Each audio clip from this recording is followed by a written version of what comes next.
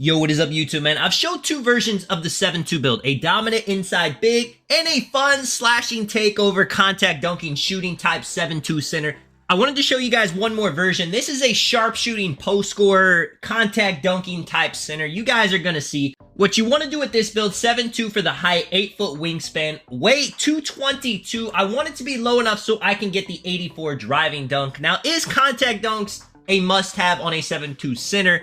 Perhaps not, but you are going to dominate the game more if you have the ability to do it, and you decide that you want to master getting the contact dunks, maybe using the dunk meter. With close shot, 85 is the sweet spot. You get fast twitch on gold, masher on gold. Maybe you're not a mashing type center, but you are 7'2", and if you have a smaller defender on you, you do want to be able to take advantage of the matchup in the paint. Driving dunk, 84, like I said. Contact dunks, I wish you could get one more for the posterizer on silver instead of bronze, but it is the maximum it allows. With the standing dunk, 80 gives you the pro contact dunks, 85 gives you the uber athletic animations, and it gives you the contact big man lobs. That's what I would aim for. 90 if you want the elite standing dunks, but I could not afford it. I had to make sacrifices, so if you guys want to take some points off something else and put it there, you definitely can. 87 post control to get drop stepper and back down punisher on Hall of Fame, plus the quick first step silver. With the shooting, max out the three-pointer. Here is the thing. So you don't need to have the mid-range this high, but you are getting the ability to have post-scoring takeover.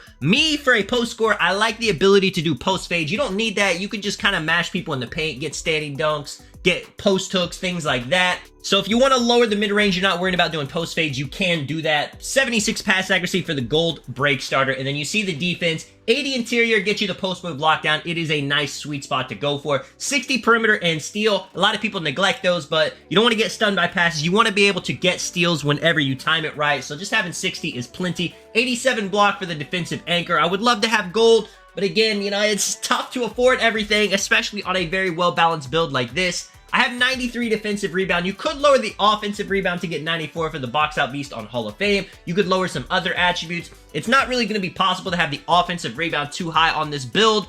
You are going to be on the perimeter a lot though, since this build can shoot, so I don't think having a 75 offensive rebound is going to be the end of the world, especially with the max wingspan, especially being as tall as you are, and you have the rebound chaser still on gold to help you out. Very balanced on the physicals. I like having strength, high vertical, high stamina, and really just being as well balanced as I can be. You see the takeovers, post scoring, sharpshooting, glass, and rim. Advanced post moves would be crazy on this build. You're just going to toss people out of the way with drop steps. You got that high standing dunk. I mean, you could do a post spin into a contact driving dunk. The possibilities are endless. Limitless takeover is ridiculous as well. You can throw this on and shoot from half court as a 7'2" big. And glass and rim takeover, of course, they do their thing. It is up to you depending on your play style. You see, you're actually called an interior finisher, so that is a bit of a catfish build name, considering you can shoot with this build. You get sharp takeover with this build. So if you don't run sharpshooting takeover as your secondary or primary,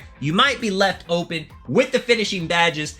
It's going to be a little bit tough. Every single badge category, you want to have more. I like having limitless takeoff and slithery in the tier 1s. Posterizer, of course, is a must-have. You can throw on drop stepper on bronze or silver to add a little bit to this build. Same thing with back down punisher. But the tier 3 badges, I would honestly love to have fast twitch and pair it with rise up for the standing contact animations. You don't have to have masher on. Like I said, maybe that's not your playstyle. You could throw it on more things like fearless finisher, some more post scoring badges like post spin technician or back down punisher. It's up to you. With the shooting badges, definitely throw on claymore and green machine, two of the best shooting badges in the game. In the tier 3 category, I would definitely 1000% get catch and shoot. It's going to be decently easy to core, and even though you get limitless range only on bronze, it's definitely worth having on. Mini magician, I like to have that as high as I can go, like I said, because I do a lot of post fades, but I understand that's not everybody's playstyle. So if you're not going to be doing post fades, you can take mini magician off, put it on something else, you know, amped, clutch shooter. All those badges help out tremendously. Playmaking badges, quick first step, break starter, vice grip. Pretty simple. If you want to put vice grip on silver maybe and just throw on bailout as your last badge, you know, with the 3 badge points, you can do that. You can add 1 badge point so you can afford bailout instead of having things like clamp breaker or special delivery, which you don't really need. And then the defensive badges, got to have box out beast. Chase down artist, I would recommend having as high as well, because you can get chase downs. I know a lot of people are saying they can't, but they don't have block, they don't have interior defense, they don't have max wingspan that high.